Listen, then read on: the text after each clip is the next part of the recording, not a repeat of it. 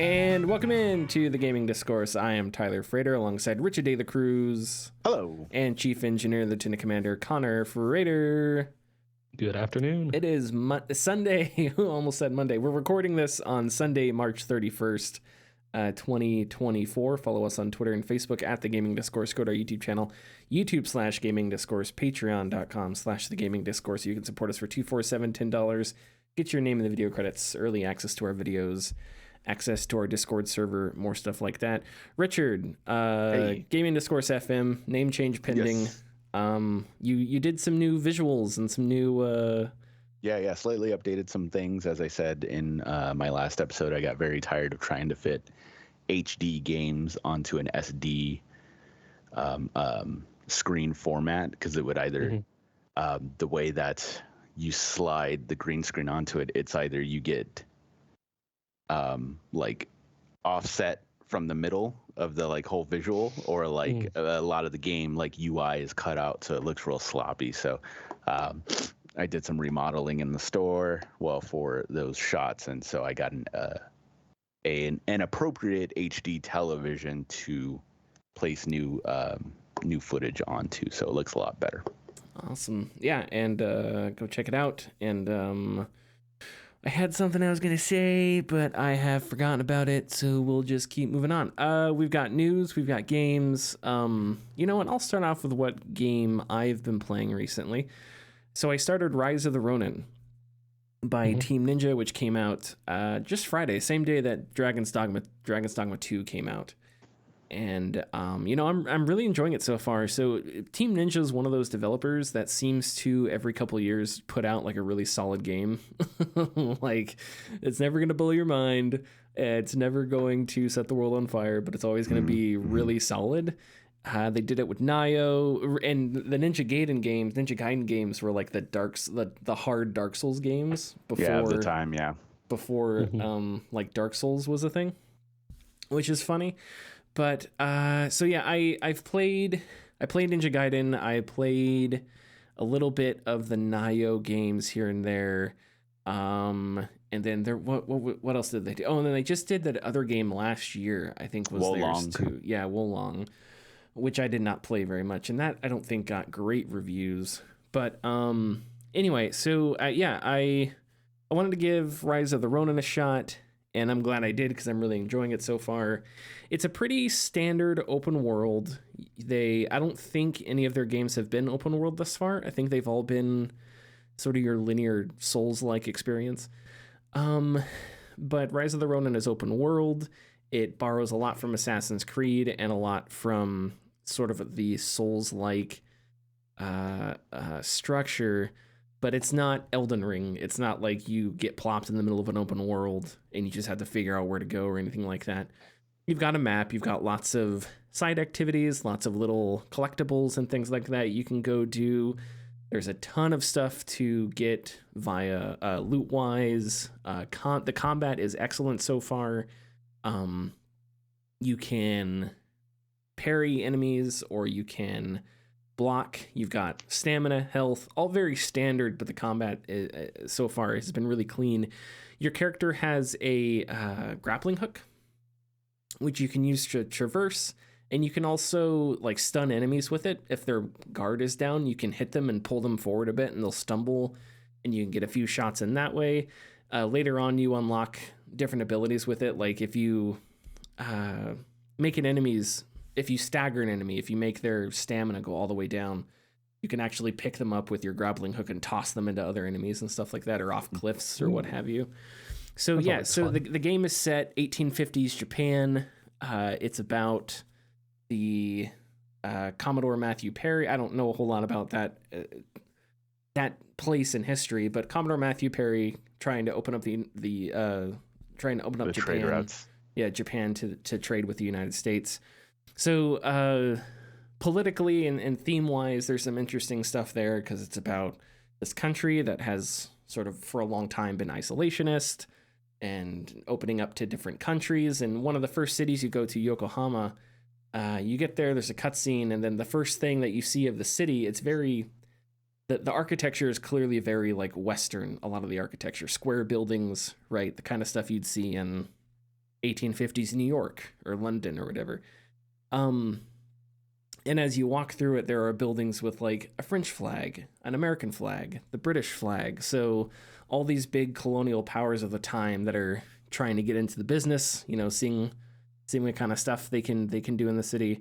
The story hasn't really, I haven't played much of the story so far, so I don't know where it's going to go or what exactly it's gonna is going to happen. But so far it seems like it's a maybe somewhat of a revenge plot, but I don't know much else other than that. But it's kept me really interested. The game does look very pretty. It runs fine. I watched the Digital Foundry review on it, and they kind of talked about how it chugs a bit when you're in cities and whatnot. It doesn't keep a clean 60 FPS, which it doesn't. And there is a variable refresh rate, which I can feel every now and then. Like I can feel it chug here and there. But in the most important moments, like in the middle of combat or whatever, it doesn't affect the game at all. And it's still really good. So yeah, I'm really enjoying it. I would recommend it. It's not that hard, at least thus far. It's not that difficult. It reminds me a lot of Jedi Survivor. Jedi Survivor was a Souls-like, and Jedi Survivor's combat could be challenging, but it wasn't anywhere near Dark Souls hard, where you would meet enemies that, you know, whatever, would just rip your face off or whatever. So challenging, it'll be mean, it'll lure you, and there'll be an enemy around the corner. I was doing a quest where it was, I was attacking these thieves, and it was like, kill all 6 thieves. And I had killed 3 of them, and the other 3 were in this building. So it was like 3 of 6. Okay, so I've got 3 more enemies to kill, and I see them down there. So I jumped down, and there was another powerful enemy in there. The quest just lies to you. There's another powerful enemy in there that just like wiped the floor with me. So yeah, the game will be mean to you. So it does do that stuff, which I think that goes back to Ninja Gaiden. Ninja Gaiden was very hard and could be mean to you as well. Another thing that that I don't know, I'm sure they did this in Nioh as well, but in Ninja Gaiden, did you guys ever play Ninja Gaiden? Yes. Not really.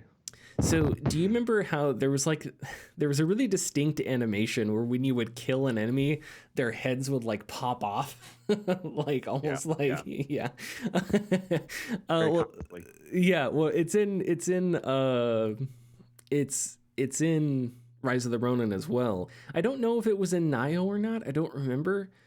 But it's like every other kill, I'm lobbing some dude's head off, and it's twirling through the air or something like that. So yeah, really enjoying it, really liking it. I can't wait to dig into it some more. I haven't been able to as much as I've wanted to, but yeah, and I think that's basically it.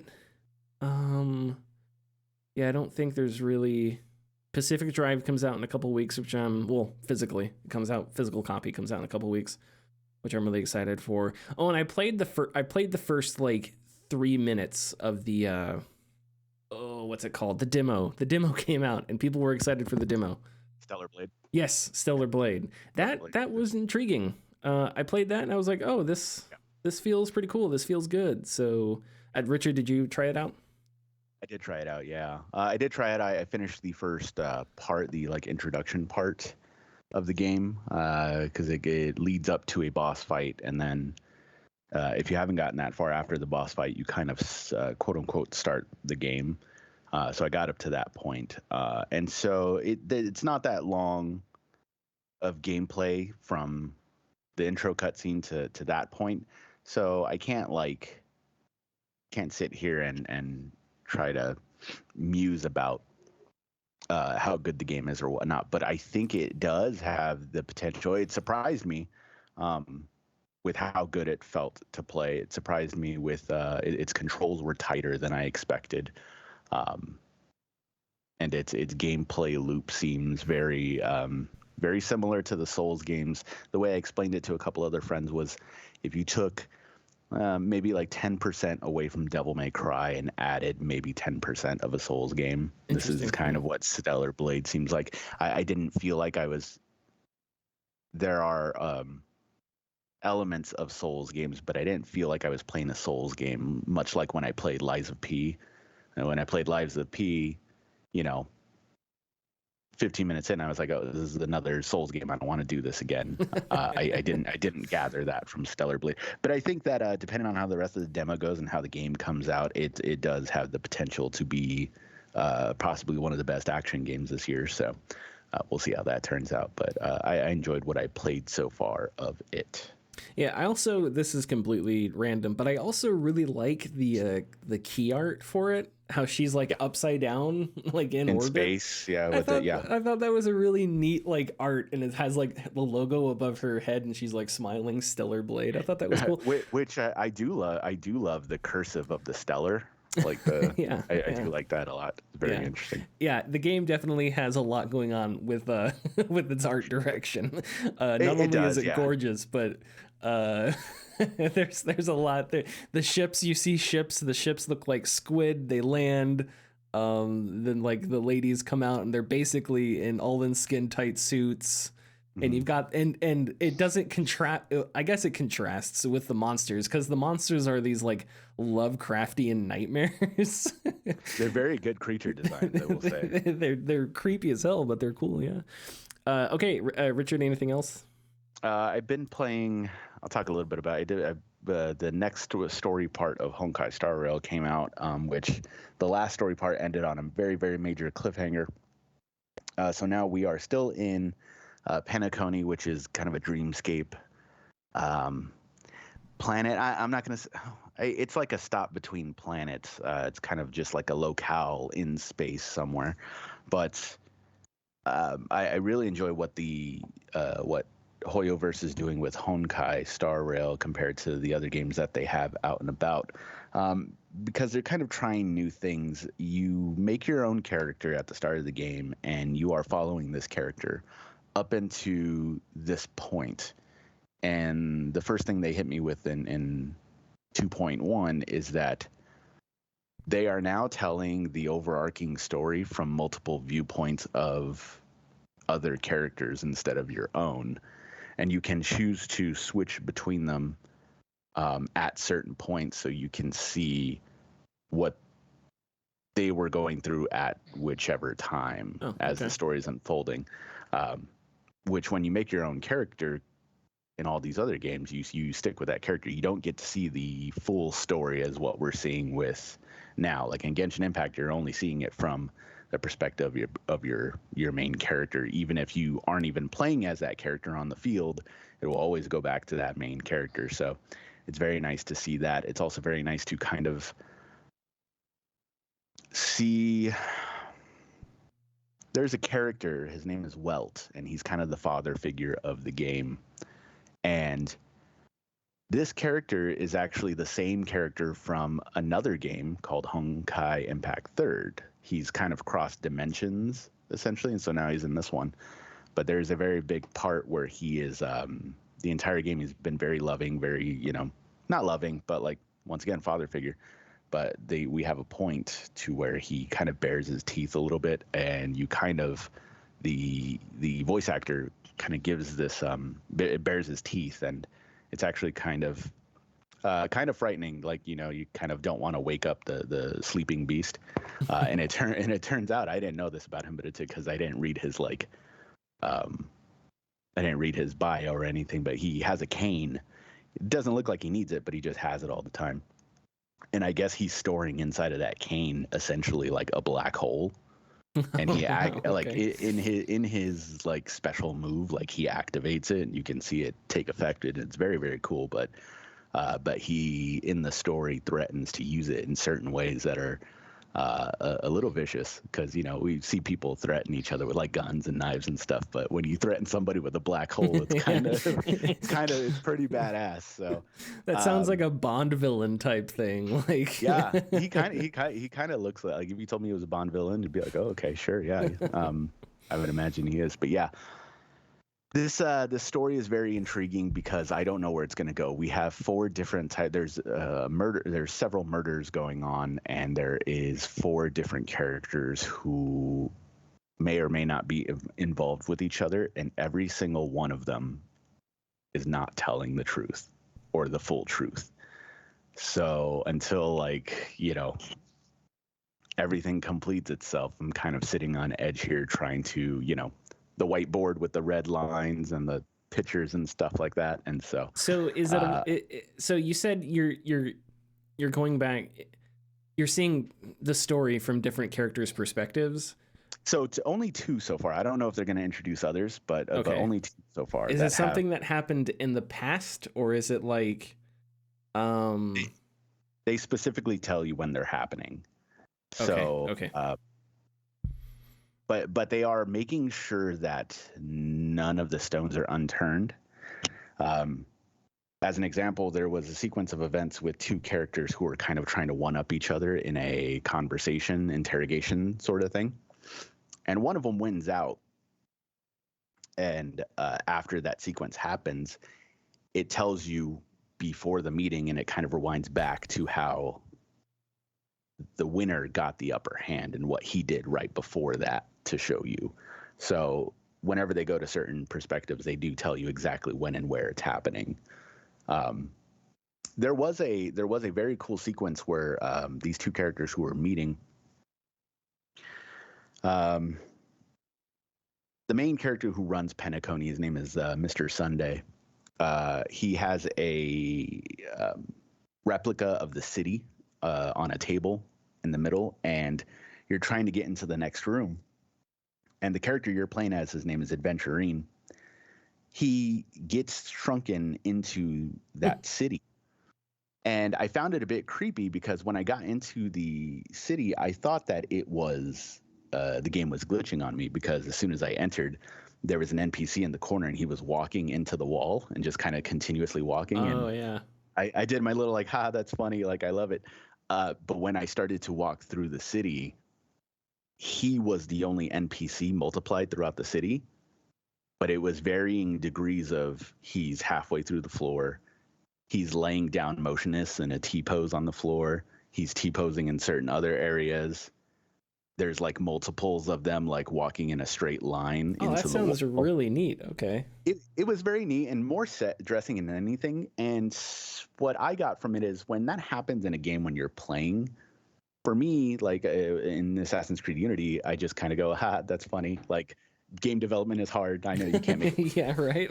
But when it's done intentionally in like a certain area that I go into when I'm not expecting, it kind of comes off more creepy than anything, because you know that this person has kind of like created this area to be kind of just this like set piece and forgot about it and left. So, but that was a very cool sequence that I had to go through there. But I, once again, I'm enjoying it. I'm not done with this part, and I'm trying to finish it before I get into any spoilers, because it does seem like there's some twists involved from context I've seen online that I'm trying to avoid as well. But that's all I've been doing. It's just that one and then the Stellar Blade demo. Connor. You and I actually played a little bit of Far Cry 6. Oh yeah, that was the other game I've been playing. I forgot about that one. It's okay.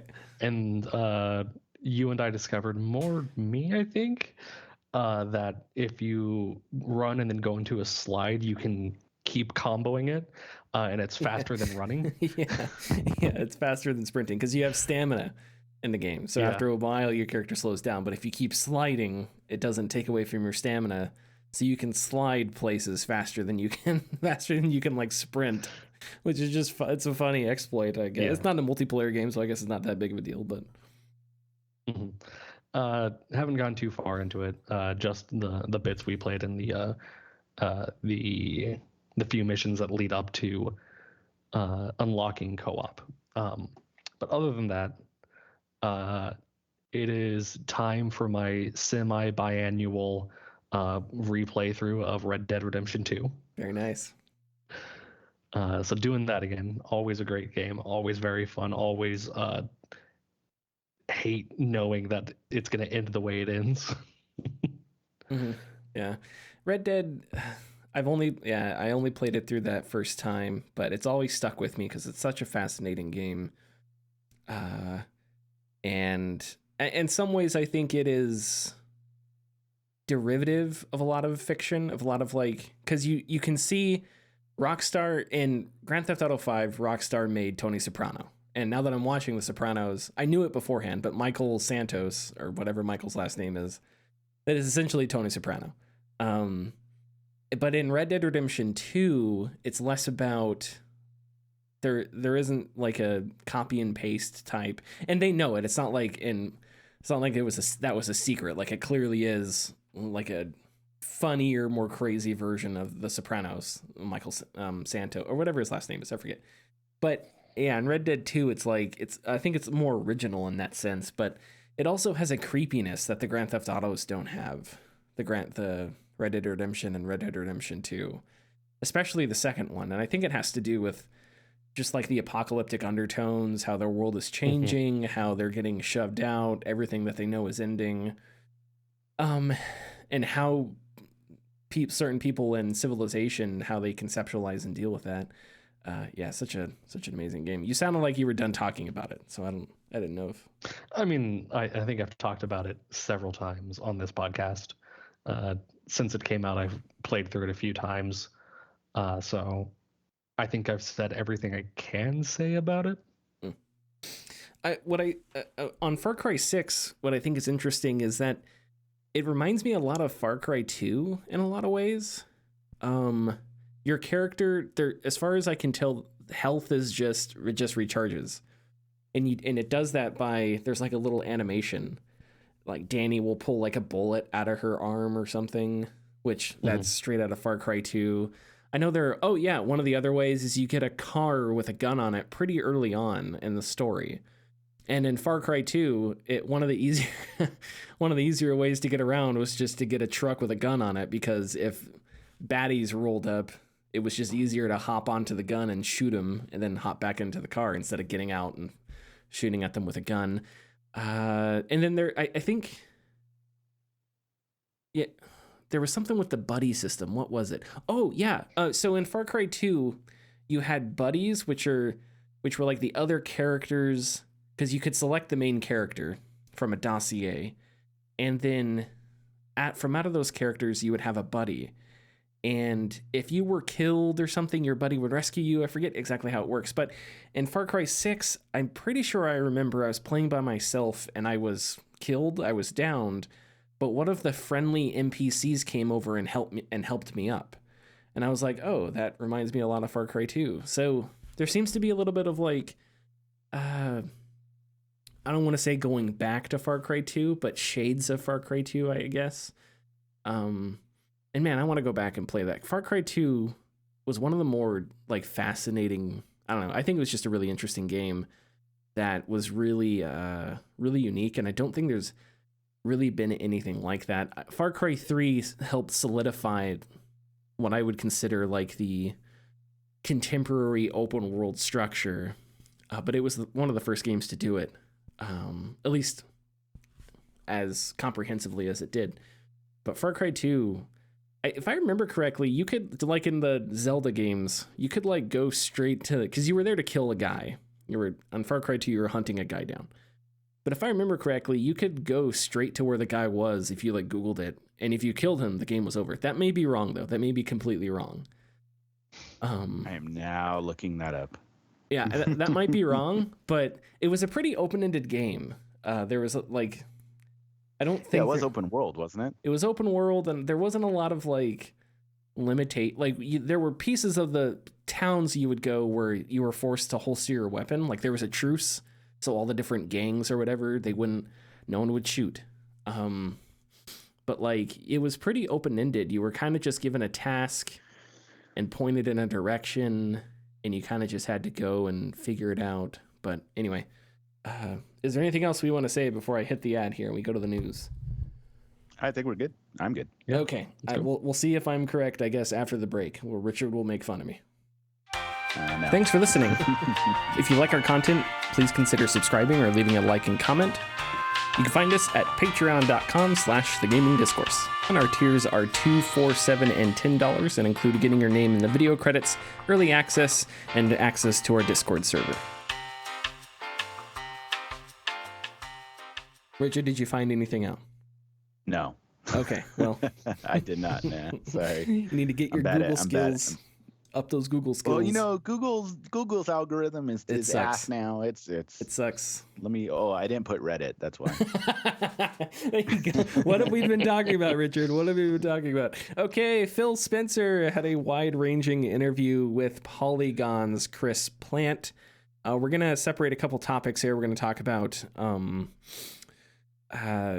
industry growth, future of the industry, and then we're going to talk about an Xbox handheld a little bit later. So I'm just going to paraphrase some things from the interview here, again with Polygon's Chris Plant. Spencer points to a collision of rising Xbox. I know you guys can't hear that, but I played it for myself anyway. Spencer points to a collision of rising budgets, diversifying business models, and the financial risk required to meet audience expectations of AAA release as to why we're seeing so many layoffs and sort of turmoil, I guess, across the games industry. He specifically pointed to the high budgets of high budgeted games like AAA games. He says his path forward is forget about exclusivity, attract new customers who have cooled on the console business. Spencer says high budgets cause 3 specific problems. Publishers are less willing to make a deal because they have to sell more games than they have in previous years. So if you have a $400 million game, that increases the amount of games you have to sell to make that money back, right? Exclusive games have to find additional ways to make money, because if you're spending a lot of money on a console exclusive, then that exclusive is going to be in some kind of a walled garden somewhere, right? PS5, whatever. And then the console market isn't growing. Even while the consoles continue to sell extremely well, Spencer says that the market has plateaued, and the audience for console gaming, I guess, specifically, is not growing. I'm going to read this quote here. Okay, quote, I'll say, this is, again, Phil Spencer, I'll say the thing that has me most concerned for the industry is the lack of growth. And when you have an industry that is projected to be smaller next year in terms of players and dollars, you get a lot of publicly traded companies that are in the industry that have to show their investors growth. Because why else does somebody own a share of someone's stock if it's not going to grow? The side of the business that then gets scrutinized is the cost side. Because if you're not going to grow the revenue side, then the cost side becomes challenged. We're a business. I've said over and over, I don't get any luxury of not having to run a profitable growing business inside of Microsoft. And we are that today. In sitting here at GDC, I reflect on friends of mine in the industry that have been displaced and lost their jobs. I don't want this industry to be a place where people can't, with confidence, build a career. So that's why I keep pivoting back. That's what I keep pivoting back to. How does this industry get back to growth? End quote. Okay, so do we have thoughts? This is something Spencer has talked about repeatedly for the past couple months now, I guess, about industry, about lacking industry growth and stuff like that, about the rise in budgets and whatnot. So I know this is stuff we've talked about, but it's stuff that I'm willing to repeat a bunch. Yeah, for sure. No, it's something that we've always talked about as well, especially after, the early COVID years of 21 and 22. And it's just that, like, there's consistent growth is not feasible. Because it doesn't happen. So what I think the gears need to be shifted to sustainability rather than growth. And I think that in our market for the gaming landscape, sustainability is perfectly achievable. But these companies continue to focus on how do we get bigger, how do we get better. But that doesn't necessarily mean the generations after those who, particularly Gen Z and Gen Alpha, it doesn't mean like they will be interested in what you are going to provide to them. Because it seems like a lot of the younger generations are starting to be more interested in different hobbies rather than video games. And as we've seen with a lot of different types of numbers, we have live service games to thank for the stagnation of growth as well, because everybody will just play like live service games or maybe their favorite sports game every year, or maybe that yearly release. Yeah, I don't think that's a crazy thought. I had that thought this morning as well, because the industry has been so terrified about non-recurrent spending, that they've created an ecosystem where so many people are locked into a specific game or two, right? A long time ago, I remember watching a Super Bunny Hop video, and he talked about, this is before games as a service was a term, right? So we're going on 10-ish, 9 years ago, right? The term he heard was lifestyle game. That was another term that was at the verge when the Destinies were all trying to, when like Destiny was figuring itself out.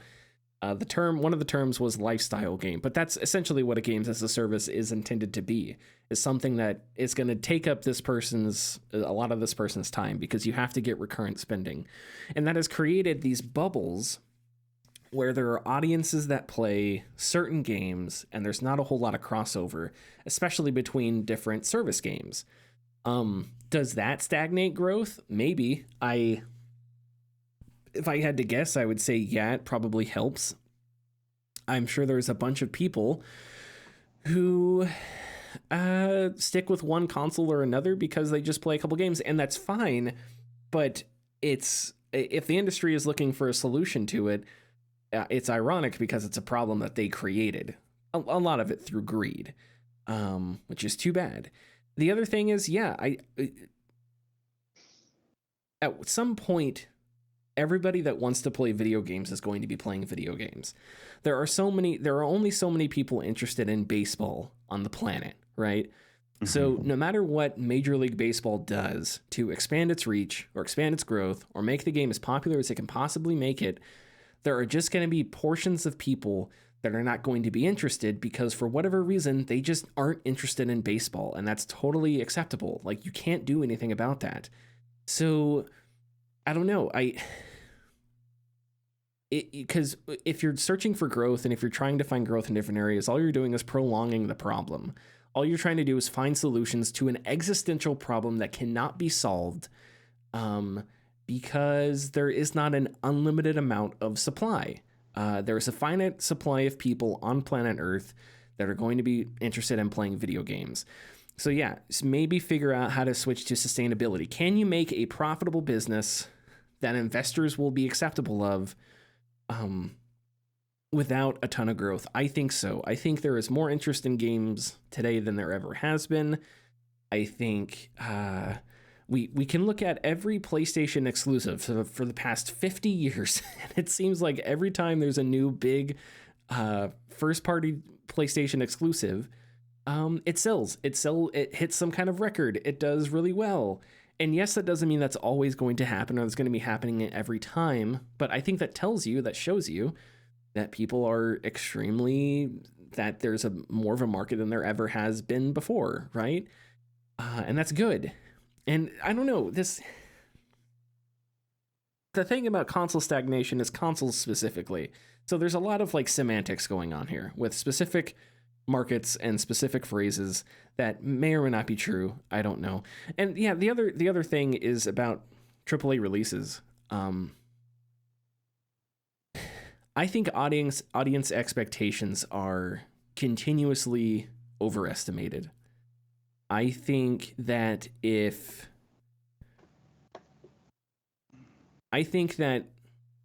fidelity, stuff like that, is often how that sells games, how it drives an experience, I think is often we put way too much stock into it.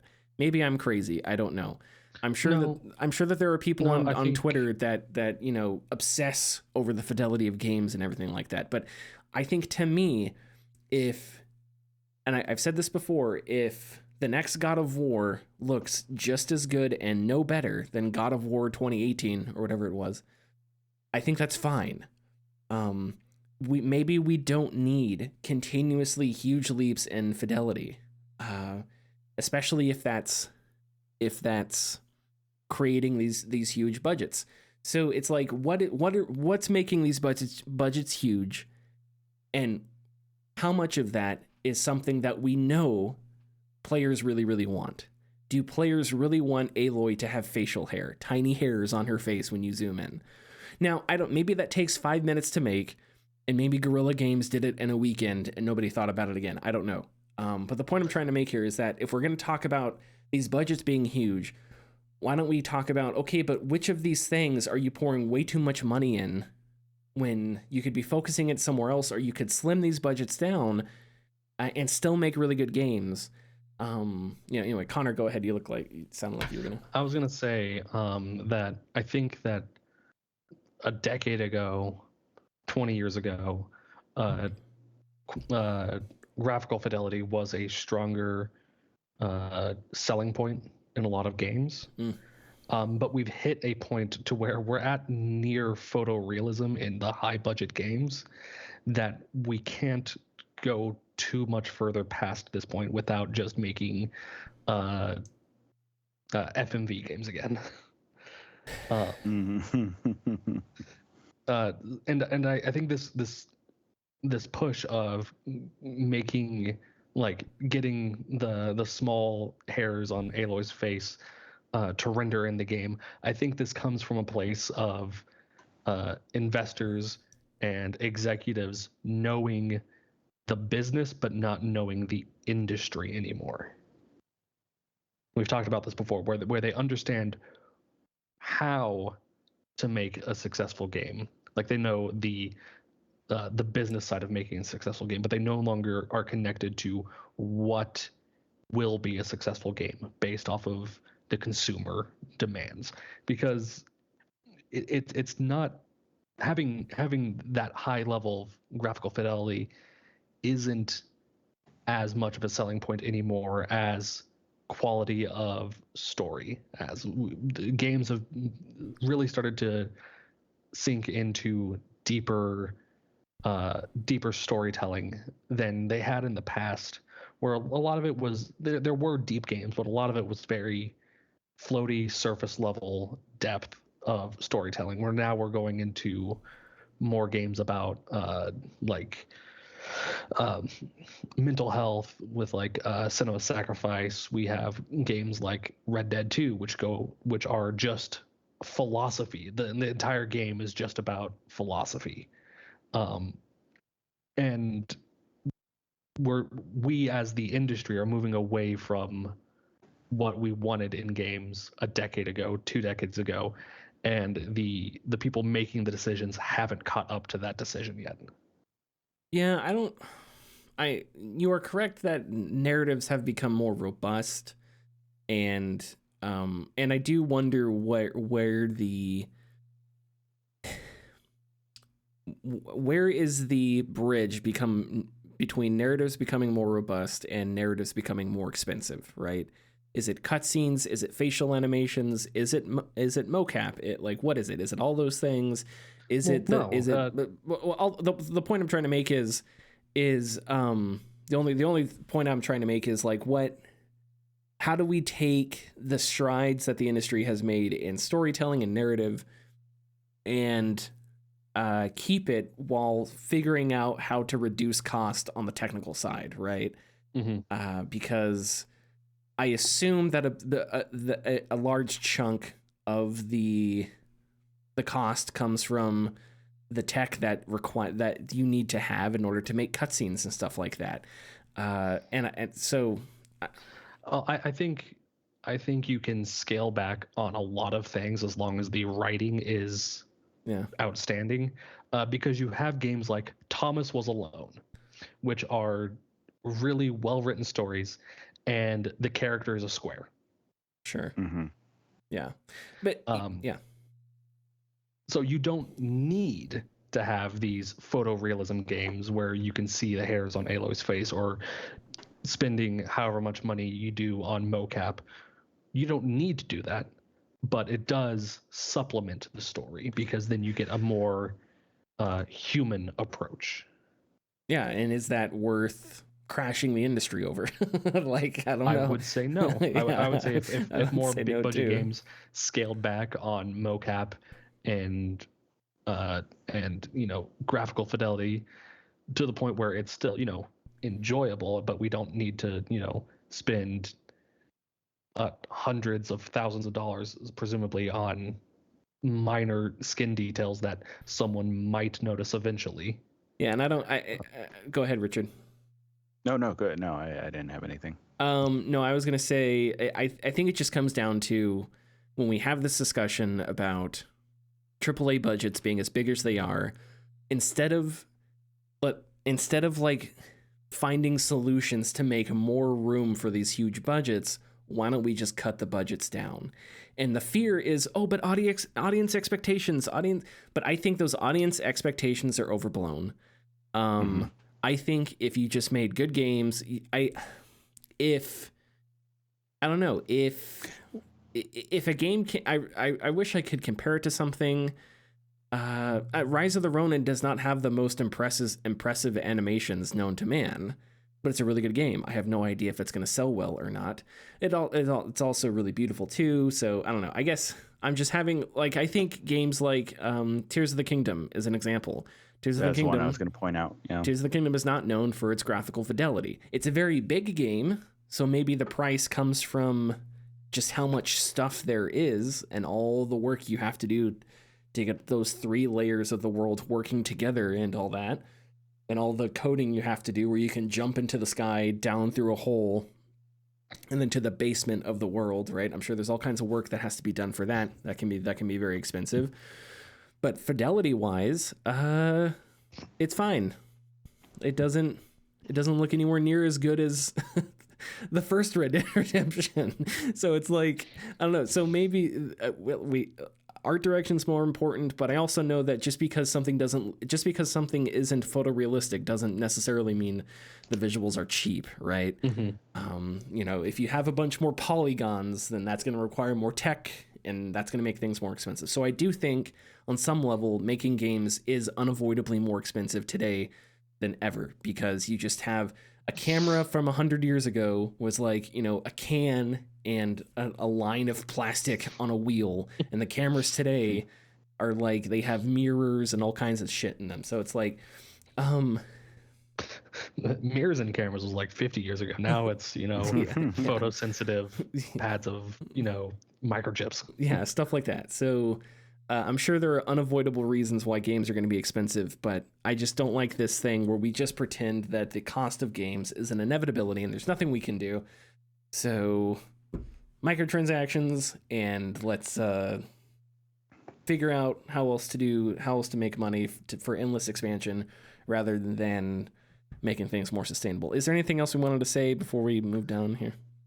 Just real quick, I do think that a lot of this comes down to just a base catch-22 of we have to make high budget games because that's what sells, but they only sell high budget games. Yeah, it's a self-fulfilling prophecy. Yes.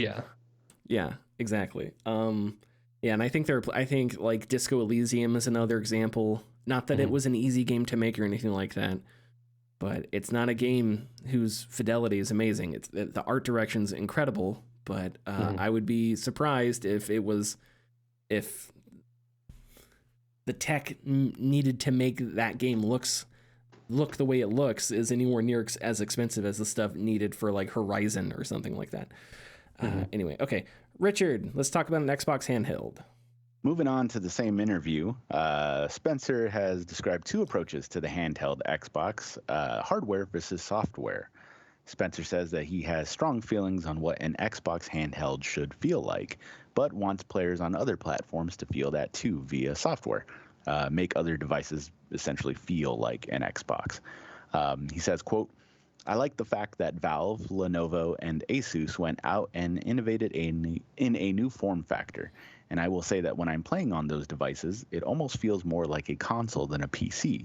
The things that usually frustrate me are more Windows-based than device-based, which is an area I feel some ownership of. Like, I want to be able to log in with a controller. From a game creator standpoint, I can then go build a single version of my game that spends more hardware and reaches more customers. And I would say for players, it reduces the friction. If I want to go play my console games on the go with a handheld, I don't want to only be able to buy one brand of handheld, right? I want everything that we're doing in the hardware space to be great. But if somebody chooses to go play today somewhere else, I don't want them to feel like a lesser Xbox player." End quote.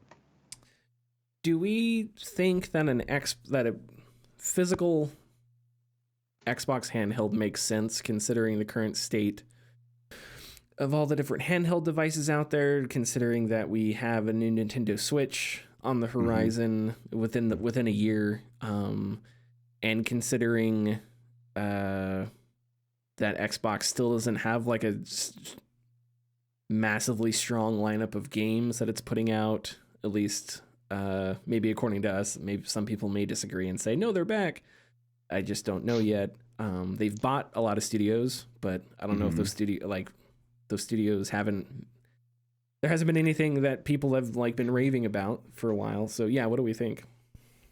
Yes, I think there's room for it. And I kind of have recently, and I know it's a reductive type of comparison, but it's kind of the same difference of, at least I feel like, it's a bad comparison, believe me. Some people like Dodges, some people like Fords. They're both trucks. They do the same thing. It's just people have a preference. And so if you have two handhelds, like an Xbox handheld that can do the same thing that Steam does, or a Steam Deck that can, at least stream Game Pass or have Game Pass on it, for some, what does it matter? Because for them, it comes down to just the brand that they like, essentially, rather than anything else. And I would say that if Microsoft wanted to be smart, and then in parentheses assholes, they could essentially be like, yeah, here's our Xbox handheld, and it is the only place that you can play Call of Duty in handheld mode. I wonder if they could do that. Yeah, interesting. So they could probably give the tools, the specific tools for it. But that's its own separate conversation. But I think that a console space, a video game space where Nintendo is pretty much the only handheld, doesn't make sense. It makes sense for Nintendo because they're the king, obviously, and they do what they do very well. But I miss having Sony handheld, a true Sony handheld. I miss having weird things like that. There were so many handhelds in the mid 90s to the mid 2000s. Yeah. And now we only have, Nintendo. And Switch. So I would like to see more out there. Yeah. Yeah, that would be the economics behind that would actually be an interesting study to learn about why all of a sudden that market dropped out. Yeah. I know a lot of people never got over their anger for the death of the Vita. Yes. And truth be told, I guess I agree with them, although I never owned a Vita. But I know Vita means life. I know a lot of people really were angry about that. Yeah. The thing about these, one thing that pops into my head with these devices is that, and we said this when Valve announced the Steam Deck, was that the Steam Deck and the Switch are not, I don't think they're competing with one another. Because they're like two distinct things. They do different stuff.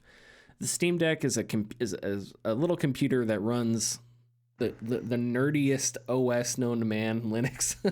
I only say that because I don't know a lot about OSs, but like, so the Steam Deck is just a little computer with Steam OS on it, and Nintendo Switch is just a second screen that you can unhook from your TV essentially. So it's like, I don't know.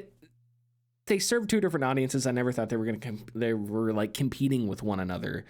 And I sometimes roll my eyes when I hear this notion that that Valve took on Nintendo with the Steam Deck, because I don't think Valve gives a shit about Nintendo outside of them not wanting to be sued for emulation reasons.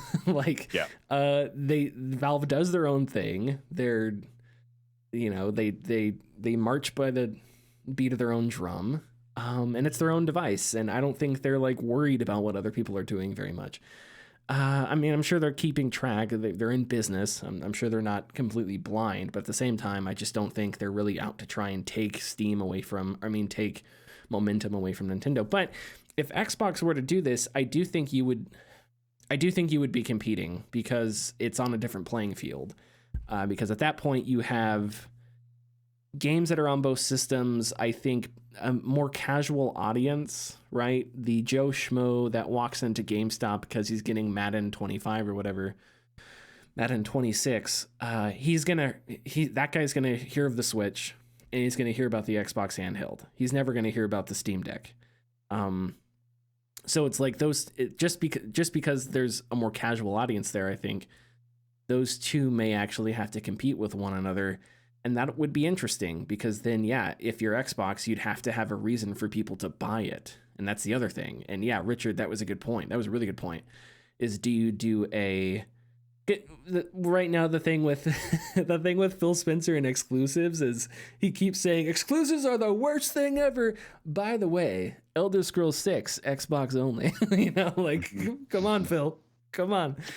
But yeah, like if you did an Xbox handheld, you'd have to sell you'd have to sell it somehow. So do you do like a only mobile, only place to play Call of Duty, whatever, like the premium Call of Duty? Only place to do it handheld, unless you're getting a Steam Deck, but we all know that no one thinks about that when we're thinking casual audience. So yeah, Connor, you seem to agree that there would be room for an Xbox handheld? Yeah, no, I don't think that there would be some competition between Nintendo and Xbox on handheld consoles, but because Nintendo exists in its own ecosystem, and sometimes that ecosystem involves playing with other developers. Sure. I don't think there'll be too much overlap for competition. Mm-hmm. Yes, you'll have some games that overlap between the two, but people buy the Nintendo Switch to play Nintendo games, and then they find out that they can play other games on it. Sure. Yeah. Yeah. And I'll tell you two games that Nintendo doesn't have on the Switch, and I mean I hope they have it on Switch too, but they don't have Madden and they don't have Call of Duty. Mm-hmm. And I think those are pretty big. Yeah, those are pretty big. Yep. They do have the show. Interestingly enough, they do have the show. And they do have NBA, and they do have like hell. They do have PGA 2K, but those aren't. I didn't even think about that they didn't have Madden. I wonder why not. Because EA basically got. No, I don't want to say they got screwed over, but I mean they tried with the Wii U to release like games on the Wii U, and they didn't, so they felt they got burned probably. Okay. I don't know if that's. I'm just musing because the last EA games that were the last Maddens, the last Call of Duties, the Mass Effect 3 was on the Wii U, was all on a console that failed spectacularly. So, man, the Wii U is such a. Richard, is it the most forgotten console in the history of consoles? I know it's not. No. I know it's not. It was probably the biggest misstep, man. Like, yeah, it's probably the biggest misstep. Because, and it's just in marketing, really, huh? Yes, yeah, it was pretty much all in marketing, and still to this day, I've said it before, but still to this day, people come up and they just think it's like, oh, so I could just put this tablet on my Wii and it's a Wii U, right? And it's like, no, it's a whole different console. Like, it's completely different. People don't know that, so. Interestingly, it's all marketing. Yeah. FIFA 22 and 23, and presumably 24. Those are on the Switch. Yeah. Yeah. That was just recent. Yeah. So maybe Madden will make it way over. Well, I don't know. I mean, I would hope so, because I think it's also a pretty good fit for the Switch. But if you think about how many like Europeans and South Americans have Switches, they don't want to miss out on that FIFA money. Yeah. Yep. Very true. Okay. Moving on. So what we're going to do now, Aftermath, Nathan Grayson at Aftermath wrote a big review of AI NPCs, AI-driven NPCs, where it's like, your chat GPTs or whatever, generative NPCs that you can talk with and they'll respond to you. It's a really good piece. He talks about there's this the War of the Worlds demo he was in, and he kept focusing on a tank that he had, and all he wanted to talk with the NPCs about was that this was my tank and nobody else can use my tank. And so he kept focused just to mess with the AI, just to see what they would do. He was always like, "You don't get in my tank," and he created his own little side story about that. But I wanted to read a few things here. You guys jump in whenever, because there's a lot of interesting stuff about generative AI NPCs. This is something we haven't talked about yet, but with GDC, it came to the forefront. A lot of people writing different different stuff about it, a lot of reporting on it. Companies, I think, making their first big splashes with like AI driven NPCs. And of course, when I say AI, I mean like the generative AI or whatever. Obviously, every NPC ever made had some kind of AI behind it, I guess, technically. But anyway, so again, Nathan Grayson at Aftermath. And I'm going to read the title of the piece here. If you give me 1 second, real quick. AI NPCs have potential, but not the kind big video games want. So I'm skipping around here. For better and mostly worse, that pretty much sums up AI NPCs at the moment, no matter who's making them. Despite burrowing so deeply into the uncanny valley that they're sniffing the Earth's core, there is something there, but it's decidedly not what tech titans, AAA execs, and some game developers want. AI NPCs look and sound like broken robots, and even if the procedural systems powering them eventually evolve, they will probably always behave like robots. Conversing with them in, say, a sci-fi or cyberpunk setting can be funny, unnerving, or both. Those are interesting feelings worth leaning into if companies absolutely insist on including AI NPCs in their games, but based on the demos I played at GDC, I fear that's not what companies are going to do. AI advocates like Convai CEO Pernedu Mukherjee, excuse me if I pronounced that wrong, believe that AI NPC technology will actually create new jobs instead of replacing humans. I do have a thought here. I'm going to read this quote, but I think this is one of the first things that like jumped into my head. Quote, "We are creating more jobs in this particular space because this work didn't exist before. Now we need more writers, more actors doing really high quality work in this area," Mukherjee told Aftermath. This tool we built is for narrative designers, which is allowing them to do more, write more, and then test more as they chat with these characters for testing purposes, end quote. Okay, before we move on, so this is something that popped into my head, because maybe it's because right before I read this, I was reading the interview with Phil Spencer, and he was talking about game budgets going crazy. And so it's like, as we've been talking about for the past few years, how like game budgets are skyrocketing. We don't know why. What do you need in a game? What do you not need in a game? How do we make these things sustainable? There's somebody that's like, you know what? Why don't we make something exceedingly more complicated where it requires way more people to do something that we already have solutions for? And it's not that I don't want people to have jobs, sure, but right. It's like games. Big budget games are already so complicated, so many layers, so many support studios, so many contracted studios. You have 45-minute long, credits, and it's just like we need to figure out how to slim that down, maybe not make it more complicated and longer and have more complicated systems in it. But anyway, continuing on here, but that does not address the nature of the work. That in an AI-powered world, writers would go from scripting scenes and dialogue to cramming codexes into the heads of robots and debugging them until they've disarmed all resulting verbal landmines. It is in many ways a different job. Someone took a breath. Were you going to say something? Sorry. No. No, it is in many ways a different job. Additionally, the very idea of this kind of NPC is at odds with trauma, pace, and other elements of craft that make a well-told story more than just a bunch of people standing around babbling about their backstories. If we continue to entertain the assertion from an admittedly biased party that AI NPCs will create jobs instead of destroying them, we also have to ask if the end result is worth it. Are these weird wooden automatons with little flair for the dramatic better than what more traditional methods can give us? I think this was another question that popped into my head because, again, it's like it's solving a problem that doesn't exist right now. Yeah. Right? And Connor, we're talking about Red Dead Redemption 2. I think about like the Where's Gavin guy, right? And it's like you can't ask him any questions. He's just looking for Gavin. Every time you see him, he slowly gets more and more like crazy, disheveled. Something's going on.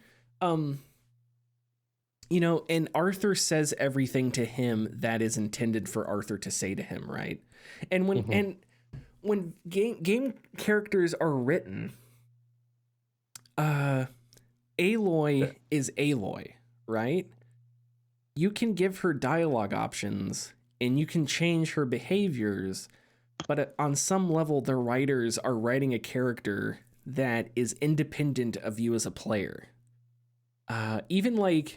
Even if there is a spectrum, so even Commander Shepard, right, from like good Paragon Shepard to Renegade Shepard, there is like they sat down, they come up with a character, all the different facets of this character, and they're like, okay, this is the realm within players are going to explore Commander Shepard.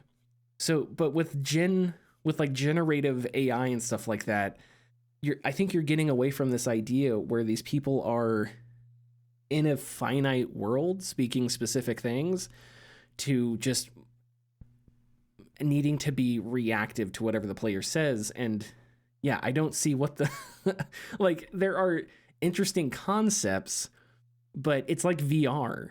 VR will never replace flat screen gaming. There's just VR is its own thing. So when people talk about VR as if it's going to be eventually the only thing people use for video games, it's wrong, because it's just not. There are things flat screen gaming does that are just better than what VR can do, and I think here it's like we're solving a problem that doesn't really exist right now. Yeah. Anyway, anything you guys wanted to say before I move on here? Yeah, it's very interesting because I think about when you started to state that like Aloy's Aloy and like Arthur Morgan's Arthur Morgan. It's like these characters have a very specific purpose, obviously, to tell a story. But if you were to like, this is where I want Aloy to start, and then this is where I want her to end, and then in between all of that, you decide we're gonna let AI handle the rest. I don't feel like you would come out with something that is like tangible, that completely connects everything together. Yeah. Because if you make one choice, then all of the AI, depending on how it's developed, will then say, okay, everything has to now cater to that decision. And then you can like just veer off into a completely different like person. But the end results like will give you whiplash, because like it had like Aloy as a character has to come back to that, so it's just very weird. And I do find it weird that earlier you said like this, it's creating more jobs because they need more writers and more like developers and stuff like that. But like I thought the purpose of AI was for it to be generative, so which one is it? Like like do you So I have a little bit of intake on this because I know a few people that worked on Google Gemini, which when they were working on it was called Bard. And when I was talking to them about it, when they started there was here in Arizona, there was like 300 people working on the project to make sure that when people submitted questions and, Gemini responded, they would get that feedback from the AI and they would go through, parse it, and make sure that was all, making sense for the questions. Right. For like the generative text, if they were asking it to do a specific thing.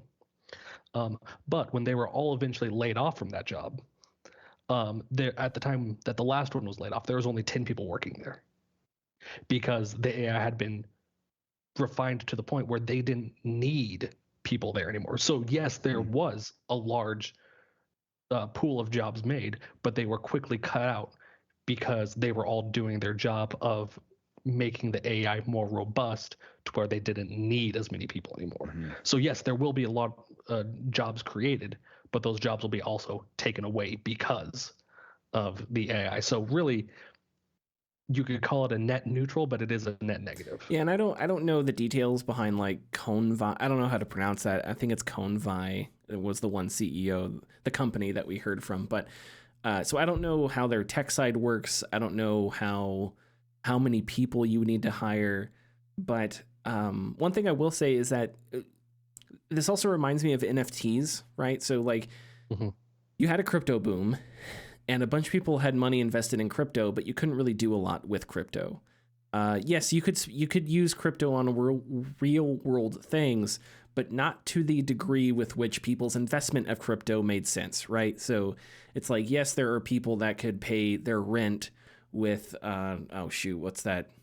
With the Vitalik Buterin started it. I forget the crypto coin now, what it's called. But anyway, there's a famous crypto coin, not Bitcoin, not Dogecoin, but a different one that I know people have that were able to, like, I don't know them, but I know of people that were able to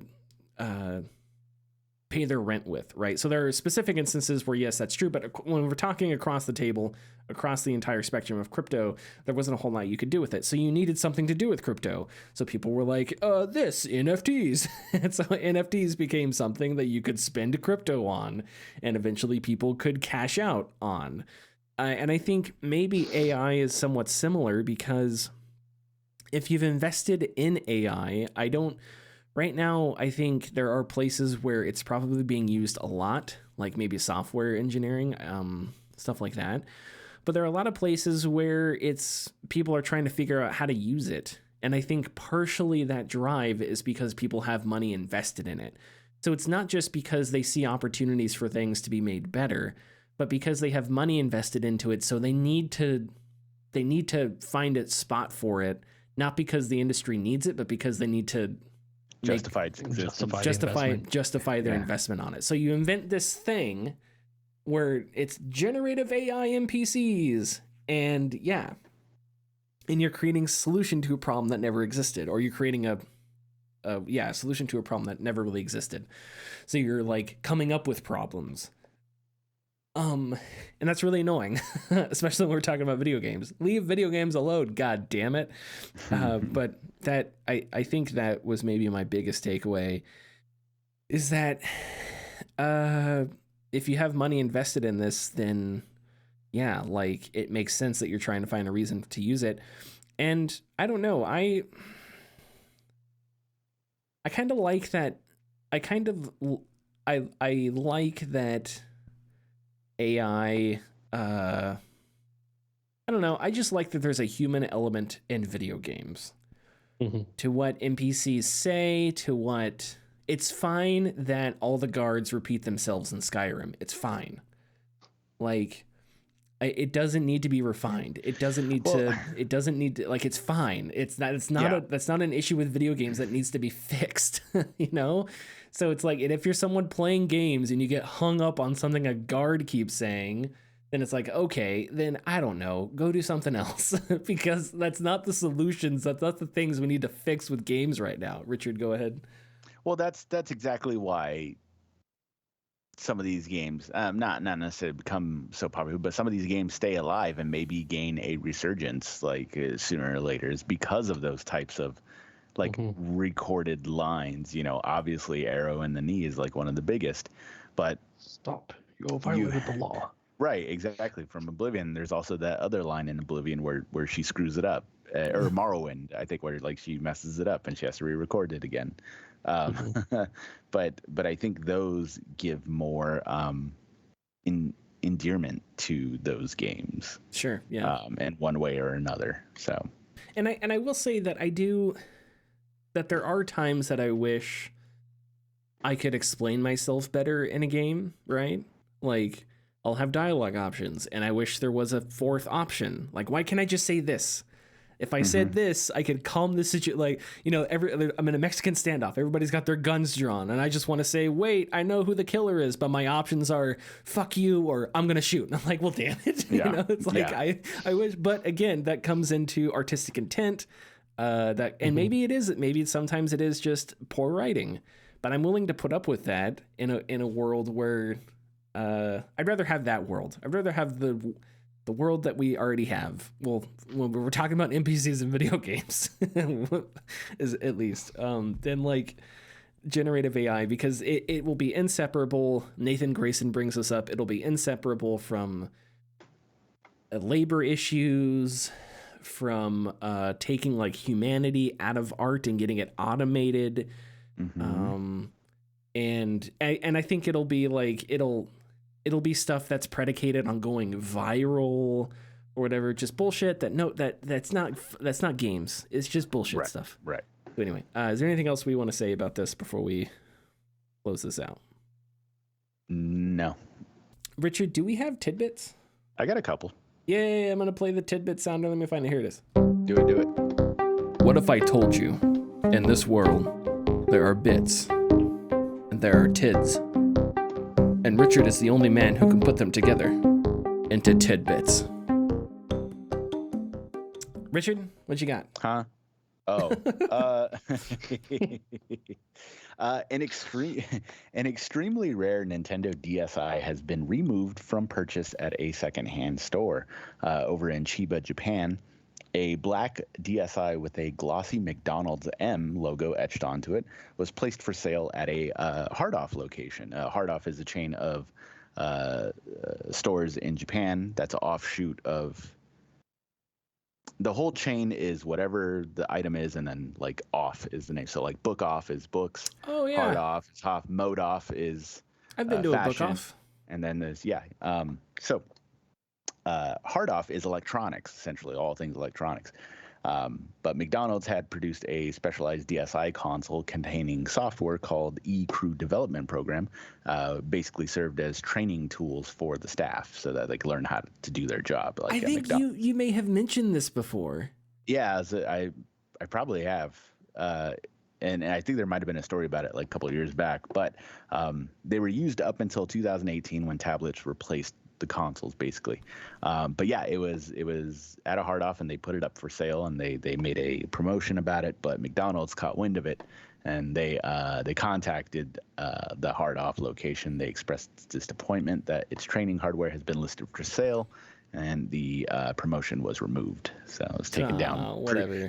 Presumably sent back to Nintendo. But I mean, thankfully we already have all that.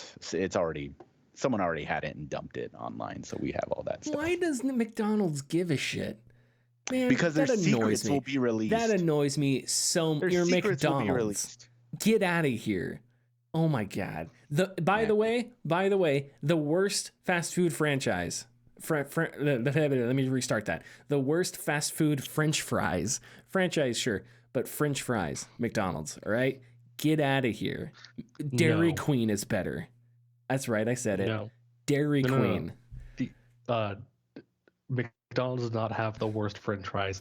It is Church's Chicken that has the worst French fries. Well, yeah, because they don't serve French fries. They serve grease and condensation with a side of potatoes. It's so mushy when you open that box. It's disgusting.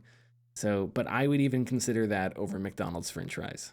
So, anyway, the best thing about McDonald's is that Eric Andre parodied it by playing Blarf, the depressed, crazy clown that always has his gun fingers to his head. Anyway, what's next, Richard?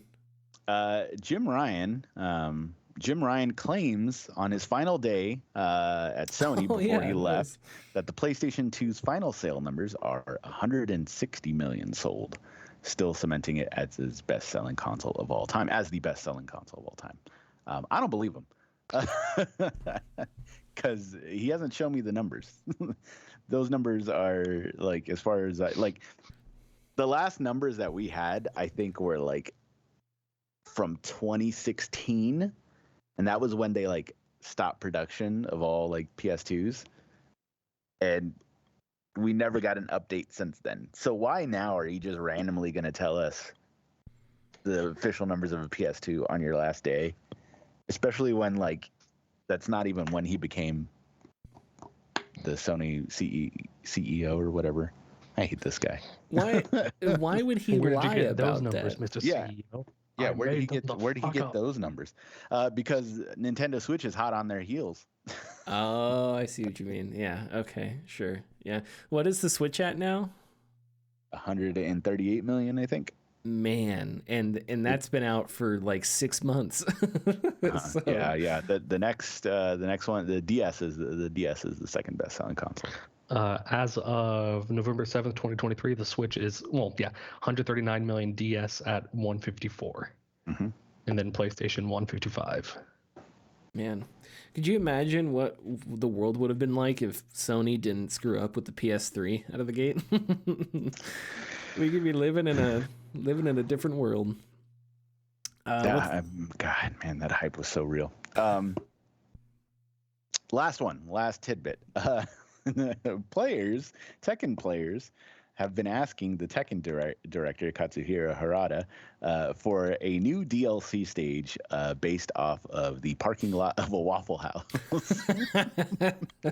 After being pestered for long enough, Harada went to Twitter to ask players to explain themselves.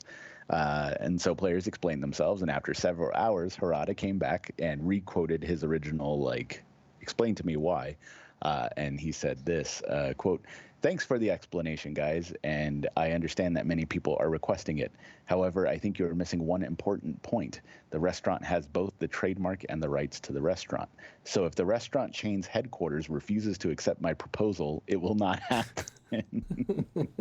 So there's a chance that we're going to get a Waffle House DLC stage. So, go ahead.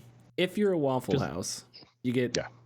So you're CEO of Waffle House, Dan Waffles, and you get a memo. Mr. House. Mr. House. Waff House. And you get... Waffles is his middle name. Waff-less House. And you get a memo. You get a memo, and it says, okay, we've got two options. Our brand has been associated with street fights, so we can get DLC in a video game, or we can turn this down for fear that we will only strengthen the perception that there are constantly fights in our parking lots. Which one do we go with? Now, I say Dan less Waffles. He's like, we lean into it. I want the DLC. Yeah. I want maybe even a fighter that's like in it. I don't do Waffle House employees wear like yellow shirts or something? Or blue shirts, I think. Yeah. So it's like a blue shirted. The great thing is that it's not even in the Waffle House. The Waffle House is just in the background. You're in a parking lot, So it really has nothing to do with it. That could be amazing. Not only I don't know any Tekken characters, so name drop a few Tekken characters for me, but like you could have a fight, and in the background, all the fighters you don't have chosen are just scarfing down waffles, just in the window, you know? Yeah, that'd be pretty Maybe good. like one of the characters is just continuously pouring syrup like nonstop on his waffles, something like that. Yeah. This is genius. Yeah. Somebody did post, I think, from one of the older Tekken games that there is a city level that you play, and in the background there is a like little sign for like, speaking of Church's Chicken, says it's Church's Chicken and it says coming soon, because they're like in the middle of building something in the background. Oh, interesting. So, okay. Oh, here's an interesting tidbit for you, real quick. So the batteries in Left 4 Dead 2, I mean, not Left 4 Dead. Why did I say Left 4 Dead? In Half-Life 2. No. In Half-Life 2, batteries. They are the car batteries. If you look at them, I am 98% certain they are Costco car batteries that they like scanned or something. Oh, really? Because it has like a logo on it. It's too low res. It's just like it's a really low res like image on top of the batteries. I was playing in the VR mode last couple months ago or whatever. And I was like just looking at the battery, and I looked at it and I was like, is that the Kirkland logo? And so I like Googled it, Kirkland car battery, and I was like, oh, look at that. It's almost like they scanned that, but it's so low res that you can't tell. Just kind of interesting. That's pretty cool. I mean, if Waffle House doesn't approve of of them using their brand's likeness, then they can just make Hash Brown House and make it look similar but distinct enough from the Waffle House. Yes. I think this should be a huge brand thing, right? You know how like brands bought Fall Guys and you would have like a Fall Guy Walmart guy, whatever. I think you should have fights in an IKEA. I think you can have a fight in a Dillard's. I think maybe a Macy's to like perfume, right? You shove perfume into your opponent's face, something like that. I think there's all kinds of things we could come up with. Other stores, Dick's Sporting Goods, right? You have all kinds of baseball bats and stuff. I'm thinking more Mortal Kombat Because I don't know, in Tekken you don't really in Tekken you don't really like. Do you maim people? Do you like rip people apart? No. It's there's powers and stuff, but it's fairly. So I'm thinking more Mortal Kombat then. Okay. Well, anyway, is there anything else we would like to discuss before we get out of here? Nope, all good. Follow us on Twitter and Facebook at The Gaming Discourse. Go to our YouTube channel, YouTube/Gaming Discourse, Patreon.com/The Gaming Discourse, Gaming Discourse FM, name change pending, and we will see you next week. Bye-bye.